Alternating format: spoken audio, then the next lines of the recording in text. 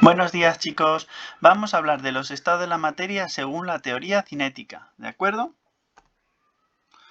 Muy bien. En realidad lo que vamos a hacer es hablar de la teoría cinética en el estado sólido y en el líquido, que antes no habríamos hablado, ¿vale? Hemos hablado solo del estado gaseoso. Dice, las conclusiones de la teoría cinética también sirven para justificar el comportamiento de las sustancias que se encuentran en estado líquido o en estado sólido.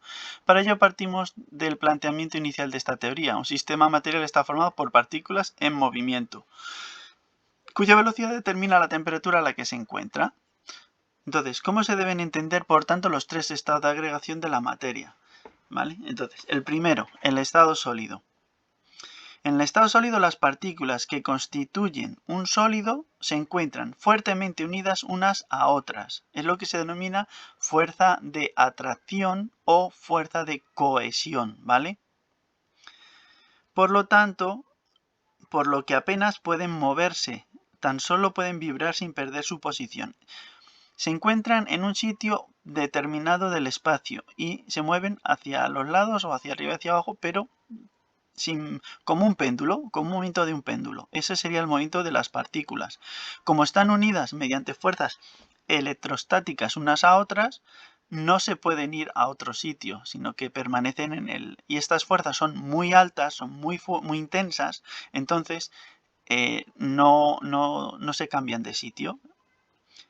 Esto explica el hecho de que tengan forma fija y definida, porque al estar fijadas unas con otras, no puede cambiar su forma. También explica que no se puedan comprimir y que el volumen sea fijo. Ya están tan juntas que no se las puede juntar. Es dificilísimo juntarlas más. Apenas hay espacio entre ellas, ¿vale? Y el volumen no cambia porque no cambia su forma. No fluyen ni se difunden. Lógicamente, para fluir tienen que desplazarse, tienen que tener un cierto movimiento, ser capaces de moverse de una posición a otra. Y esto no ocurre con los sólidos. Cuando hablamos de un líquido, en un líquido las fuerzas de atracción entre partículas son menores que en el estado sólido. ¿Por qué sucede esto?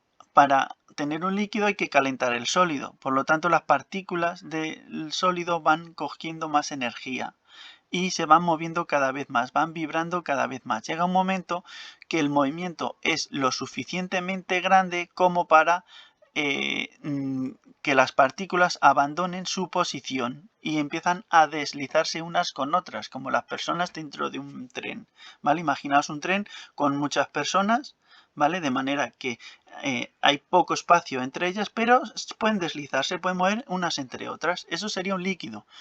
Y es debido a que al calentar, las partículas tienen la suficiente velocidad como para vencer esas fuerzas de atracción que las mantenía en esas posiciones fijas.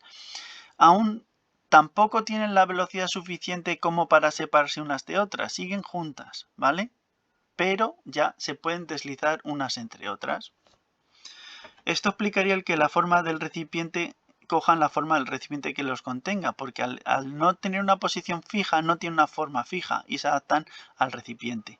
El volumen sigue siendo fijo, ¿por qué? Porque siguen estando muy juntas todavía, entonces no hay espacio entre ellas como para que se las pueda comprimir fácilmente. Y fluyen, sí, porque ya tienen movimiento libre, o sea, tienen un movimiento de se deslizan y por lo tanto no están en una posición fija, ¿de acuerdo? Si seguimos calentando, la velocidad de estas partículas será lo suficientemente grande como para vencer estas fuerzas de atracción de los líquidos, que son medias, para que ya no existan casi estas fuerzas de atracción. Y entonces, ¿qué es lo que sucede? Que las partículas tienen un movimiento libre, absolutamente libre, y eso implica un movimiento recto, y va a seguir recto hasta que choque con otra partícula o hasta que choque contra el recipiente. Entonces, después del choque cambiará de dirección y seguirá con movimiento recto, ¿vale? Como ahora las partículas ya no están unidas unas a otras y ya tienen un movimiento libre, esto explicaría el que la forma que tengan es la del recipiente. Van a tender a ocupar todo el espacio que puedan, ¿vale? Adoptando la forma del recipiente. ¿El volumen es variable? Claro, porque como existe mucho espacio entre partícula y partícula al estar tan separadas, pues ya se pueden comprimir fácilmente y fluyen igual que los líquidos, puesto que tienen movimiento libre. Bueno, tendréis que hacer el ejercicio 17 que dice, basándote en la teoría cinética, justifica las siguientes propiedades de los sólidos, los líquidos y los gases. Ya hemos hablado de todo ello, con lo cual es simplemente recurrir al vídeo. Venga, hasta luego, chicos.